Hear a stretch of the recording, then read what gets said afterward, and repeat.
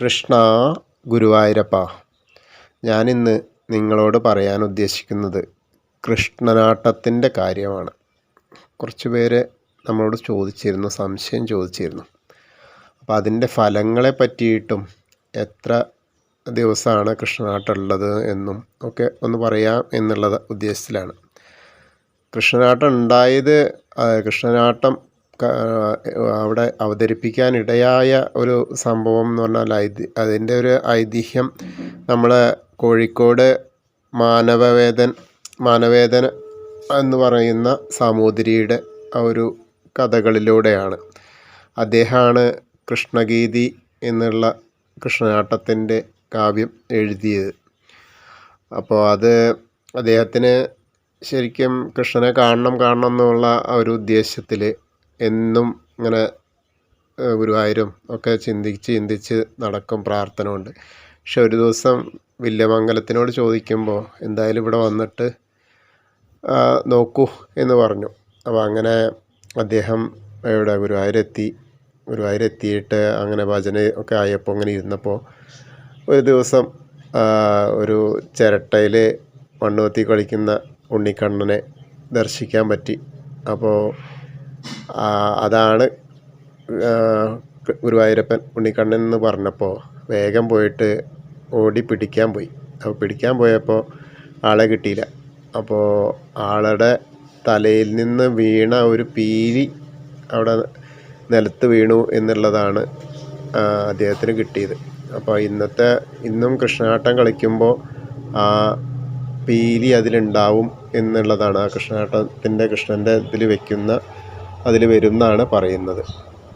അപ്പോൾ നമുക്ക് എന്താ വെച്ചാൽ അത് ഏകദേശം ഒരു ഐതിഹ്യമായിട്ടാണ് ഇപ്പോൾ അത് പറയുന്നത്. ഇനി ഈ കാര്യത്തിലേക്ക് വരാം.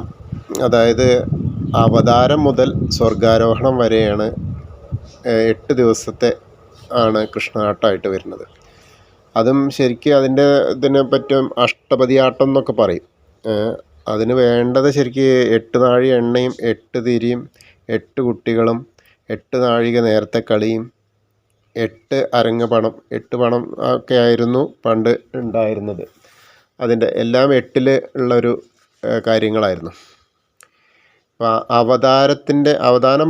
അവതാരം മുതൽ സ്വർഗാരോഹണം വരെയാണ് കാര്യങ്ങളുള്ളത്. അതിൻ്റെ ഓരോന്നിൻ്റെയും നമുക്ക് അത് കഴിച്ചാലുള്ള ലാഭം, അതായത് അതിൻ്റെ ഫലം, അതിനെ പറ്റിയിട്ട് ഞാൻ പറയാം. അവതാരം എന്ന് പറഞ്ഞാൽ സന്താനലബ്ധിയാണ്. സന്താനലബ്ധിക്ക് വേണ്ടിയിട്ടാണ് അവതാരം കഴിക്കുന്നത്. പിന്നെ ഉള്ളത് കാളിയമർദ്ദനാണ്. അത് ശരിക്കും പറഞ്ഞാൽ വിഷം ഒക്കെ തീണ്ടിയിട്ടൊക്കെ ഉണ്ടെങ്കിൽ അതിൽ നിന്നുള്ള രക്ഷയ്ക്ക് വേണ്ടിയിട്ടാണ്. വിഷമായിട്ടൊക്കെ വല്ല ബുദ്ധിമുട്ടുകളൊക്കെ ഉണ്ടായാൽ. പിന്നീട് വരുന്നത് രാസക്രീഡയാണ്. രാസക്രീഡ എന്ന് പറഞ്ഞാൽ ശരിക്ക് വിവാഹത്തിന് വേണ്ടി, വിവാഹലബ്ധിയുമാവാം, കന്യകമാരുടെയൊക്കെ ശ്രേയസ്സിന് വേണ്ടിയിട്ട്, പിന്നെ ദാമ്പത്യ കലഹമൊക്കെ തീർക്കാൻ വേണ്ടിയിട്ട് അതൊക്കെ തീരും രാസക്രീഡ വഴിപാട് കഴിച്ചാൽ. പിന്നെ വരുന്നതാണ് കംസവധം വരുന്നത് അത് ശത്രുനാശമാണ്. പിന്നെ സൽകീർത്തി വരും. ശത്രു അമ്മാവനെ കൊന്നുമല്ലോ, അപ്പോൾ അതാണല്ലോ കംസവധം. അപ്പോൾ അതിൻ്റെ ആ ഒരു ഫലമായിട്ട് വരുന്നത് ശത്രുനാശമാണ്. അപ്പോൾ പിന്നെ സൽകീർത്തിയും വരും. പിന്നെ വരുന്നത് സ്വയംവരമാണ്. സ്വയംവരം വിവാഹത്തിൻ്റെ അതുതന്നെയാണ്. പിന്നെ വിദ്യാഭ്യാസത്തിലും പിന്നെ അപവാദങ്ങളൊക്കെ വരുമ്പോൾ അതിന് ശമിപ്പിക്കാൻ വേണ്ടിയിട്ടും സ്വയംവരം, വെറുതെ ഓരോരുത്തരെ പറ്റിയിട്ട് ഓരോന്ന് പറയുന്നുണ്ടാക്കുക എന്നൊക്കെ പറയില്ലേ, അങ്ങനെ വരുന്നതിനെയൊക്കെ ശമിപ്പിക്കാൻ വേണ്ടിയിട്ടാണ് സ്വയംവരം വഴിപാട് ചെയ്യുന്നത്. പിന്നെ വരുന്നത് ബാണയുദ്ധമാണ്. ബാണയുദ്ധം എന്ന് പറഞ്ഞാൽ കാര്യസിദ്ധിയാണ്. ഉദ്ദിഷ്ട കാര്യം നമ്മളിപ്പോൾ എന്ത് ആഗ്രഹിച്ചാലും അതിന്, ഇപ്പോൾ കല്യാണമാണെങ്കിലും അതുപോലെ കടബാധ്യതയാണെങ്കിലും കാര്യസാധ്യത്തിന് വേണ്ടിയിട്ട് ഉദ്ദിഷ്ട കാര്യസിദ്ധിക്കാണ് ബാണയുദ്ധം കഴിക്കുക. പിന്നെ ശങ്കരനാരായണ പ്രീതിയും കൂടി കിട്ടും അതിൽ. പിന്നെ വരുന്നതാണ് വിവിധവധം എന്ന് പറഞ്ഞാൽ ശരിക്കൊരു കൃഷിക്കൊക്കെ പിന്നെ ലാഭം ഉണ്ടാവാൻ വേണ്ടിയിട്ട്, കൂടുതൽ കൃഷി ഉണ്ടാവാൻ, കർഷകർക്കാണത്, കർഷകർക്കും കച്ചവടക്കാർക്കൊക്കെ സാമ്പത്തികമായിട്ടുള്ള ഉന്നമനമാണ്. അപ്പോൾ കൃഷി ഉണ്ടെങ്കിലും അതുപോലെ വാണിജ്യം, എനിക്ക് കച്ചവടം കൂടുതൽ കിട്ടണം, എനിക്ക് പ്രാവശ്യം കൃഷി കൂടുതലുണ്ടാവണം, എൻ്റെ ദാരിദ്ര്യം ശമിക്കണം എന്നുള്ളതൊക്കെ വരുന്ന കാര്യങ്ങൾക്ക് വിവിധവതാണ് വഴിപാടായിട്ട് അവിടെ നടത്തേണ്ടത്. പിന്നെ സ്വർഗാരോഹണം മോക്ഷപ്രാപ്തിയാണ്. പിന്നെ സന്താനമോക്ഷമൊക്കെയാണ്. ശരിക്കും സ്വർഗാരോഹണം ചെയ്ത ഭഗവാന് വീണ്ടും അവതാരം വേണം. അതായത് നമ്മളൊക്കെ ആഗ്രഹിക്കുക സ്വർഗാരോഹണത്തിൽ പോയ ഭഗവാൻ തിരിച്ചു വരണം, അവതരിക്കണം എന്നാണല്ലോ. അതായത് എല്ലാ ഭക്തരുടെയും ആ ആഗ്രഹമാണ്. അപ്പോൾ സ്വർഗാരോഹണം എന്നുള്ള കൃഷ്ണാട്ടം കഴിച്ചാൽ അത് കഴിഞ്ഞ ഉടനെ തന്നെ അവതാരവും കഴിക്കണം. അപ്പോൾ അങ്ങനെ ഒരു കാര്യമുണ്ട്. അപ്പോൾ അതൊരു പ്രത്യേകം ശ്രദ്ധിക്കാനുള്ളൊരു കാര്യമാണ്. അങ്ങനെ മൊത്തം 8 എണ്ണം പ്ലസ് 1 9 വരിക. അവതാരം മുതൽ 8 ദിവസത്തെയാണ് ഇത് വരിക. പക്ഷേ ഒരു ദിവസം കൂടി അവതാരം കൂടി വരും. അപ്പോൾ ആ ഒരു ഇതും കൂടി അതിലുണ്ടാവും. അപ്പോൾ എന്തായാലും മാനവേദൻ്റെ എന്താ പറയുക, കോഴിക്കോട്ടെ മാനവേദൻ്റെ ആ ഒരു കൃഷ്ണഗീതി ഇന്നിപ്പോൾ കൃഷ്ണനാട്ടമായിട്ട് നമുക്ക് ആ ഗുരുവായൂർ അമ്പലത്തിലെ ഉള്ളിൽ വടക്കേ നടയിൽ ഒരു എല്ലാ അതും തൃപ്പുകയൊക്കെ കഴിഞ്ഞ് അഴലൊക്കെ കഴിഞ്ഞ നമുക്ക് കാണാൻ പറ്റുന്ന, എല്ലാ സമയവും ഇല്ല, ഉത്സവ സീസണിൽ ഉണ്ടാവില്ല, അല്ലാത്ത സമയങ്ങളിലൊക്കെ ഉണ്ടാവും.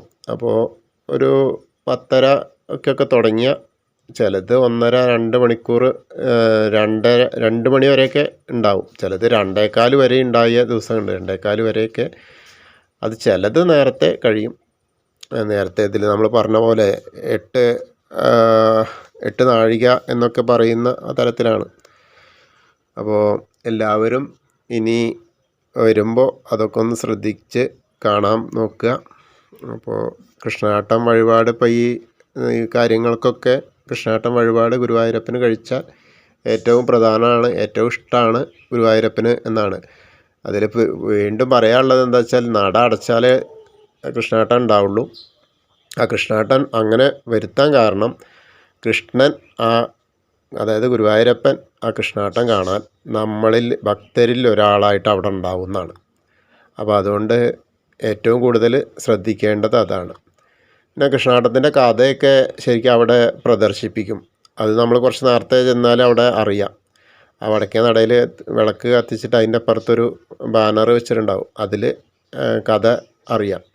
അപ്പോൾ അന്നത്തെ കഥ ഏതാണോ അത് കാണാം.